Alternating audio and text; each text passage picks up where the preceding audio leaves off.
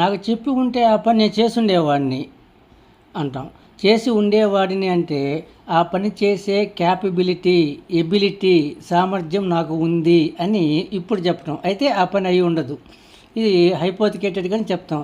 నాకు చెప్పి ఉండకూడదు, ఆ పని నేను చేసేసి ఉండేవాడిని కదా అంటారు.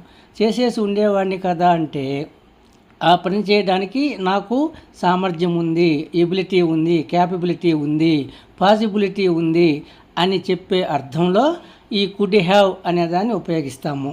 షుడ్ హ్యావ్, వుడ్ హ్యావ్, ఈ కుడ్ హ్యావ్ ఏదైనప్పటికీ పని జరిగి ఉండదు, జరగని పనిని గురించి చెప్తాము. నాకు చెప్పు ఉండకూడదా, నేను చేసి ఉండేవాడిని కదా అంటాం.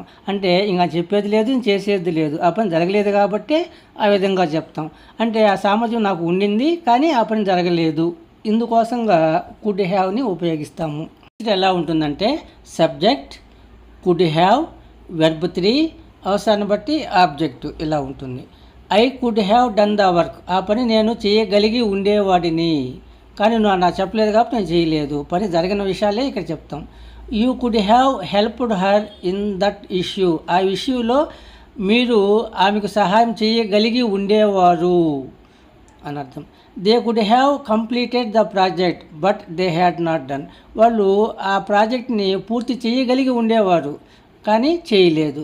ఇట్లా జరగని పని గురించి చెప్పేటప్పుడు ఆ సామర్థ్యము, ఆ ఎబిలిటీ ఉండింది కానీ పని జరగలేదు అని చెప్పే క్రమంలో కుడ్ హ్యావ్ని ఉపయోగిస్తాము.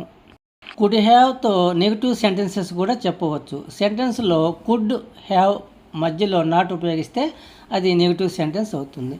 He could not have bought the car, అతను కారు కొనగలిగి ఉండేవాడు కాదు అంటే అతను కారు కొనలేదు కాబట్టి ఆ మాట చెప్తాం. She couldn't have solved the problem, ఆమె ప్రాబ్లమ్ని సాల్వ్ చేయగలిగి ఉండేది కాదు because she had not understood, ఆమెకి అర్థం కాలేదు కాబట్టి పని జరగలేదు. They could not have made arrangements, వాళ్ళు ఏర్పాటు చేయగలిగి ఉండేవారు కాదు because they had no time, because they had no money, ఏదైనా అవ్వచ్చు.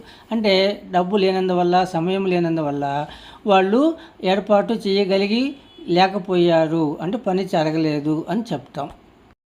Could have, could not have ఎక్స్ప్రెషన్స్ని గతంలో ఒక పని చెయ్యగలిగి ఉండేవారు లేదా ఒక పనిని చెయ్యలేకపోయి ఉండేవారు అని సామర్థ్యం అంటే ఎబిలిటీ, పాసిబిలిటీ ఆధారంగా ఒక సంఘటనను చెప్పడానికి ఈ కుడ్ హ్యావ్ పాజిటివ్ సెంటెన్సెస్కి, కుడ్ నాట్ హ్యావ్ నెగిటివ్ సెంటెన్సెస్కి ఉపయోగిస్తాము.